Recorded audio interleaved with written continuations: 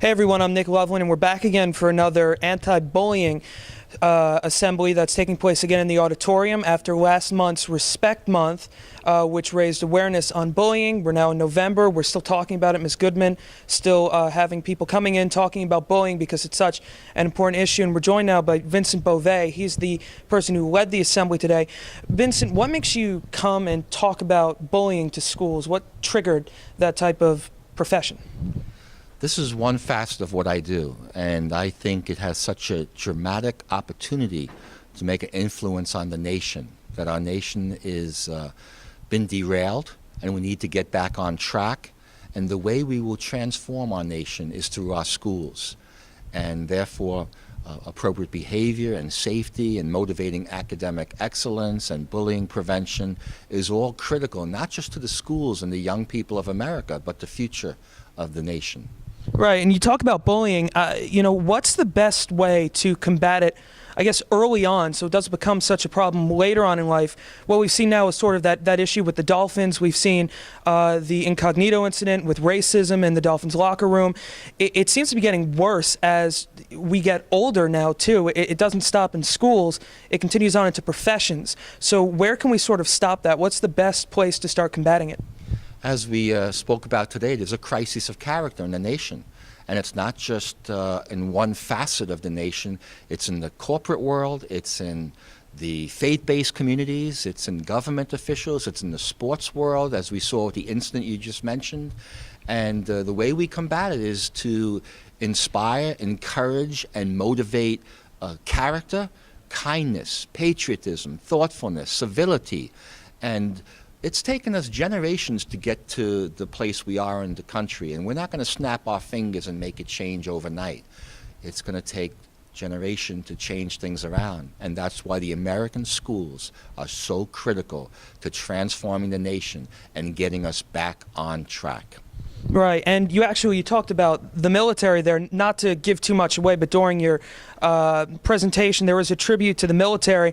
Obviously, when we came so close to military action in Syria, now our Marines are deployed to the Philippines, as you also mentioned, to help combat the incident that's occurring there, the Typhoon Haiyan killing thousands of people, the death toll expected to get much worse. So what does military service mean to you with all the brave things that our troops do overseas to protect us here at home?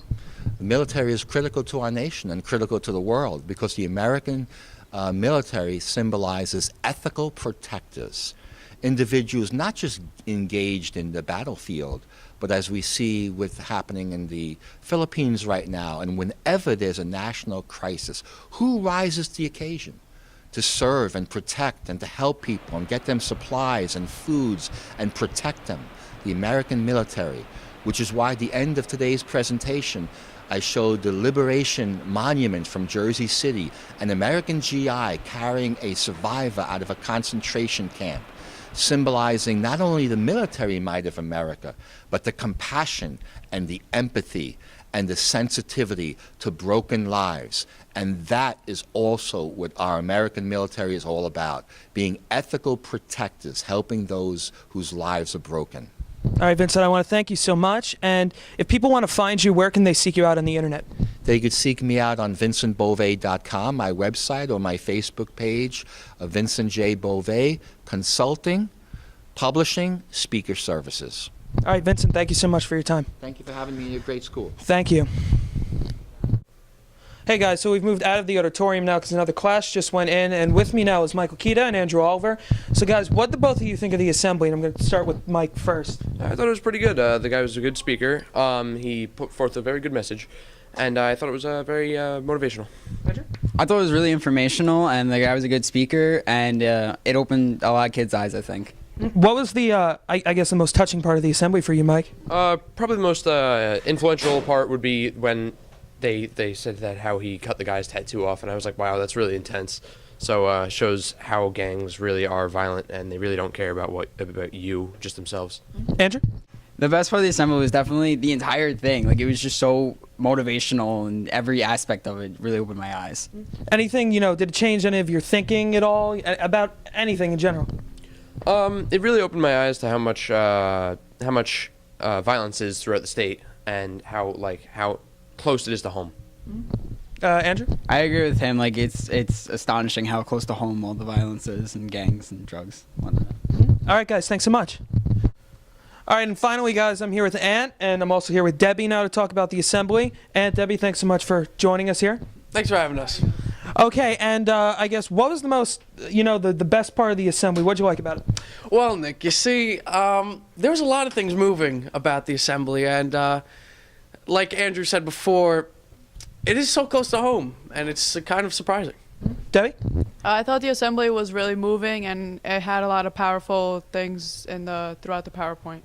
Did it change your thinking on anything? I mean, what did it make you think as you were watching it?